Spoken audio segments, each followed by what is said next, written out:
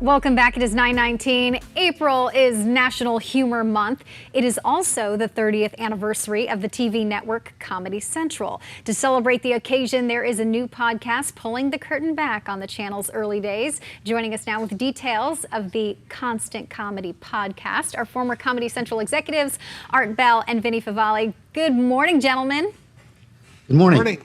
Thanks so much for joining us. This is exciting. I'm excited about this podcast. Art, I'll start with you because this is a little based on your memoir of sort of how you started Comedy Central and lost your sense of humor. That's right. The memoir is entitled Constant Comedy, How I Started Comedy Central and Lost My Sense of Humor. And it's really about that first several years where we were trying to keep the channel alive. People think that it was shot out of a cannon, fully formed, completely successful. But let me tell you, 30 years ago, we weren't even sure it was going to make it. So, Vinnie, tell us a little bit about the podcast and what it's going to offer.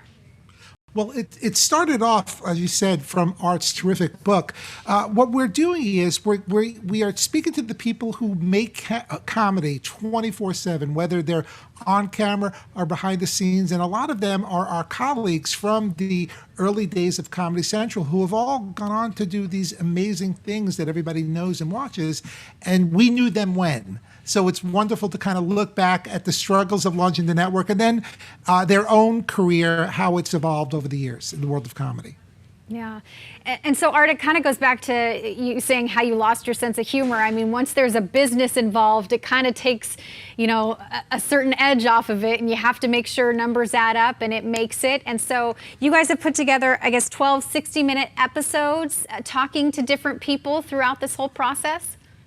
That's right. Correct. And let me just say, yes, I lost my sense of humor for an instant or two during the process. But you know something? It was so much fun. I mean, we had so much fun. Vinnie and I met there on like the second day, and we've been friends since then. We just have fun together. So many of the people we worked with are inspirational. I mean, their careers as they went on from there. I mean, one person became the head of Paramount Pictures. I mean, think about that. And we gave her her first job in television, Gail Berman. That's amazing.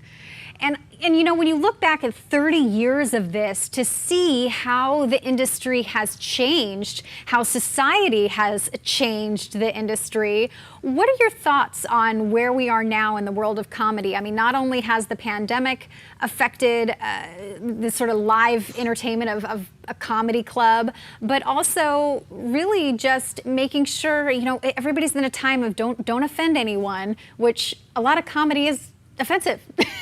In a good way. It's a balancing act. You're absolutely right. There was a time when Comedy Central truly was the only place for 24-hour comedy. The good news is the whole world has become Comedy Central. Sometimes it's intentional and sometimes it's unintentional. But when you look at TikTok videos, I would say 90% of the TikTok videos are just laugh out loud funny.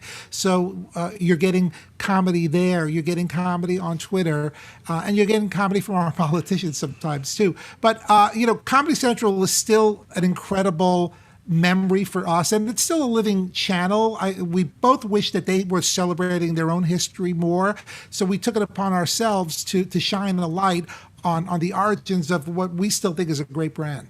Yeah.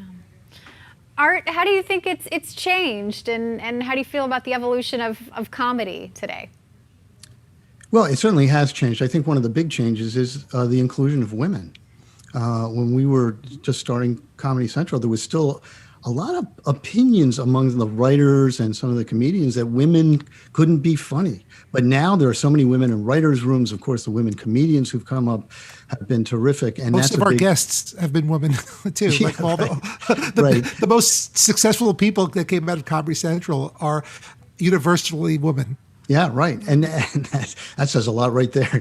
Right. But I think that's a big change. You mentioned the fact that that the comedians have to be more careful about not offending the audience or anybody in the audience. I think that is going to be a very difficult thing for comedy to deal with. And I suspect and hope it will be short-lived.